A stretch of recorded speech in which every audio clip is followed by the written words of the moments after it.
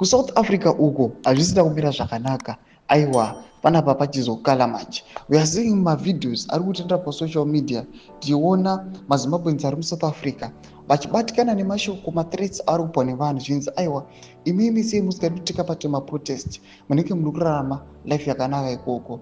Tisana pina mashoko anonyurawo panapa don't forget subscribe like turn on the bell icon. Panapa we are seeing maZimbabweans ari South Africa vakabata mabanners anoratidza kuti aiwa the against the 2030 vachitaura mashoko vachiti the South African government ngaiarreste every Zimbabwean ari kuSouth Africa asina mapapers akakwana ubva vadhipota kuti musi wa 31 March those Zimbabweans vari kuSouth Africa vanenge vadhipotewa vauye vachibetsera pamademonstrations ari kuitiwa just because this is a result yemismanagement negovernance iripo munyika yeZimbabwe iri kukonzeresa kuti kushayike mabasa, vanhu vakubuda munyika vasina mapepa akakwana vachienda kune dzimwe nyika zvakaita saSouth Africa.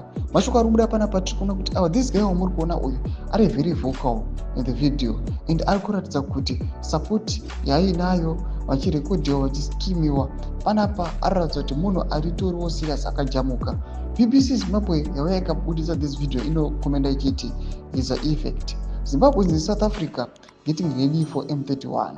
Tiri kuona kuti maZimbabweans ari muSouth Africa now they are geared vari kuuya vachiti aiwa isusu titori ready.